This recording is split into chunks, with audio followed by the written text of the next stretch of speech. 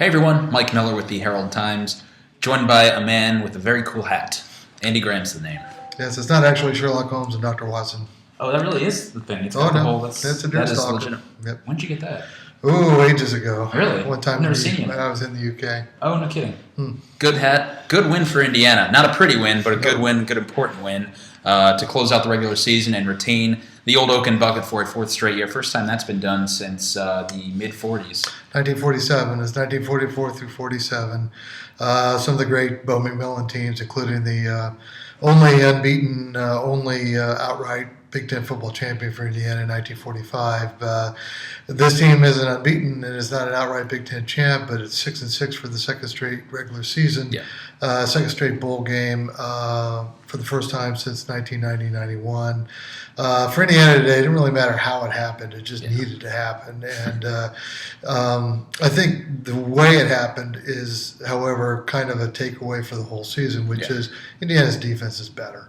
And Indiana's defense could be counted upon often when games were on the line. And Indiana put its game and really its season in the hands of its defense today. Running the ball, I think, for a couple of reasons. Purdue's defense, Purdue played valiantly today, I thought. But Purdue's defense, with not a lot of depth, had worn down in the second halves of games. And I think Indiana probably, I'm just speculating here, but I think Indiana wanted to pound them with the ground game and try and wear them down a little bit and try and capitalize late. I agree. But I think that kind of conservative approach really also put the game in the hands of the defense. And once again, the defense delivered at crunch time, but really for most of the game. I mean, Purdue's first score was set up by an interception. Indiana had 4 interceptions today. A couple of them were equivalent to punts. I mean, they weren't really damaging, but nevertheless, the defense was called upon to stay stalwart today, and it basically did. Yeah, absolutely. I don't know how often or if we've ever mentioned this, but really, I was really just talking about the whole season, just really impressed with the work they've done with the offensive line, or defensive line. That's a group that just frankly doesn't have a whole lot of talent. Well, they graduated 4 seniors from the line last year. They were starting over. We knew that. Brought in a new coach with Mark Hagan, who, former Hoosier player and a former Hoosier coach, came back. And, boy, there's no question that unit, I think, really performed well all year. And the whole defense did. It's just really seriously, I don't remember the last time Indiana's defense could be counted upon this way since the Bill Mallory era. I mean, it was a remarkable transformation, and it really started early. I mean, one could see signs of it early, and one saw signs of that pretty consistently through the whole season. And it never really changed. The offense was hurt by injuries, and I think there were other factors that to the credit of Wilson and Coach Wilson and his staff and the players, they never make excuses about injury, but there is no doubt that the injury bug bit the offense, especially right in the posterior of this year. And it made it more difficult for them. For example, the offensive line injuries made it more difficult for them to control games with a running attack as much as they had the previous couple of years, for example. So they really needed to depend upon this defense, and today was another case in point where they ran the ball, weren't going to score a bunch of points, and they were counting on the defense to shut down Purdue. I mean, these were the 2 top passing attacks in the Big Ten, believe it or not, statistically. Purdue had to throw a lot because it was behind a lot, but David Belkin can throw, and their wideout core was potent, decent, actually, pretty good, very good. And so, and not.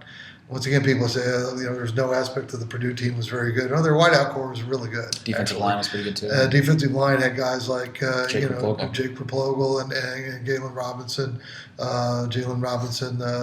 So, no, this was a case where Indiana had to put a lot of pressure on its own defense to really hold the fort, and it did.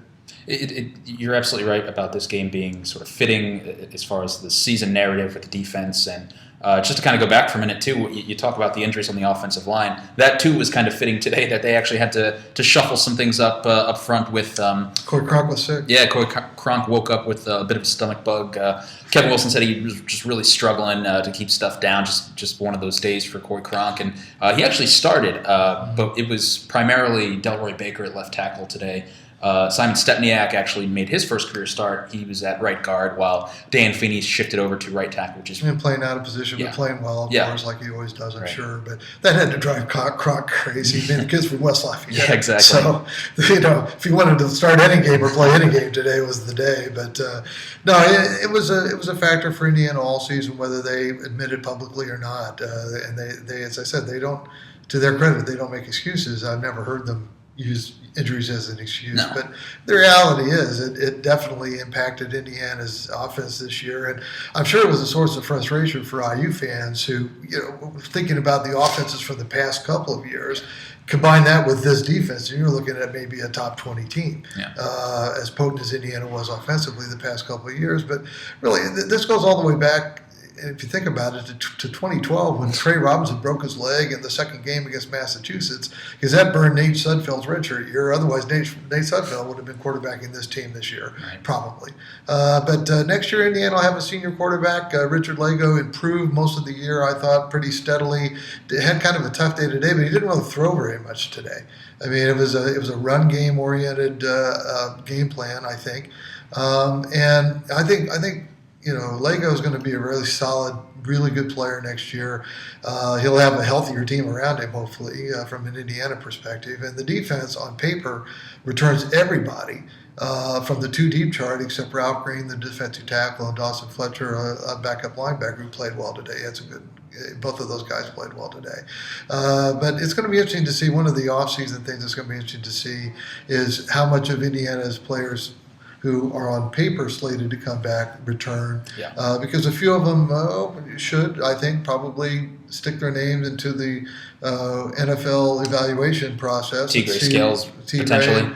Maybe Richard Fant, maybe Marcus Oliver. We don't know exactly who will. A guy like Richard Fant might really want and need another year of still getting stronger physically, still building himself up. But I mean, we'll have to wait and see. He's graduating too, by the way. He's graduating, right? And Indiana's trying to get him, I think, into grad school and keep him here if he chooses to play a fifth year, to come back for a fifth year, I should say. It'd be his fourth year of playing. But in any case, that's going to be interesting to see. But on paper, Indiana basically returns its entire defense. And these are guys who bought into Coach Allen, kind of adopted Coach Allen's philosophy, and he isn't going to have to teach a whole new group of guys next year about that philosophy and how to buy into it and what he wants.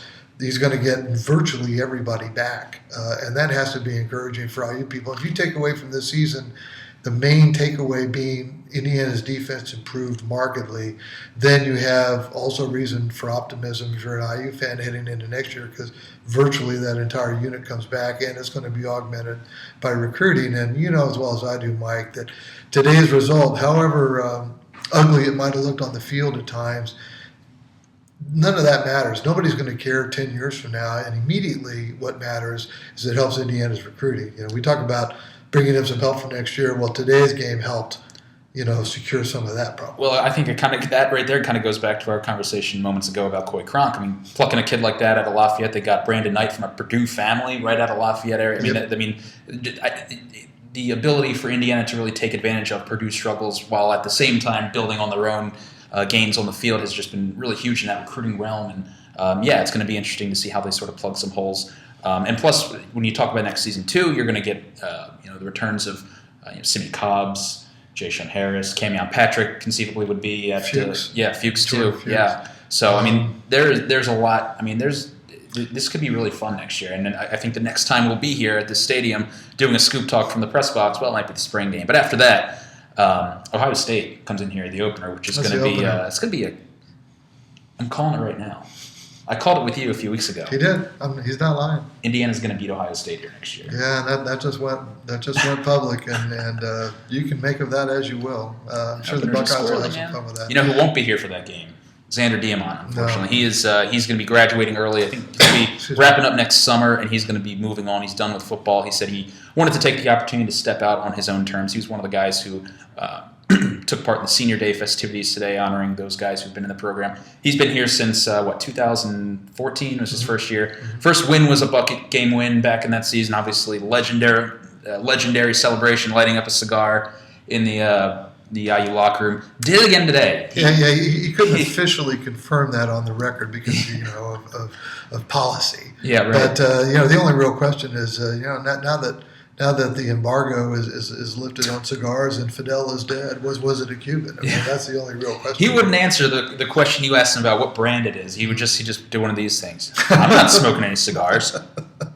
But he did. I mean, look. I mean, it wasn't always pretty, certainly, but this was a historic win for Indiana. It was the first time they've won 4 straight bucket games since I've been alive. I've never seen this before, and I'm an old dude. I just turned 62 last month. So that doesn't happen very often. This is the first back-to-back bowl season for Indiana since 1990-91.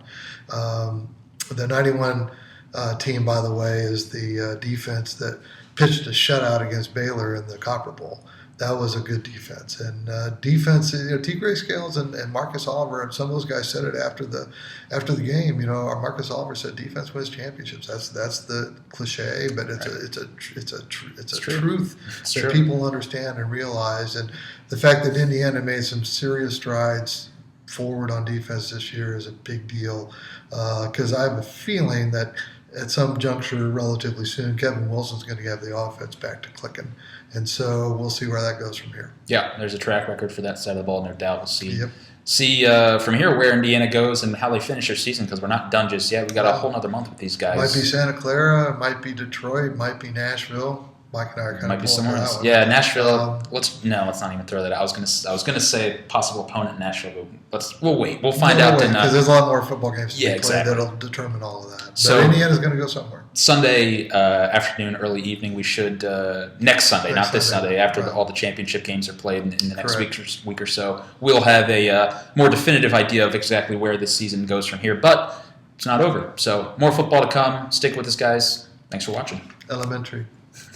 It's a great hat.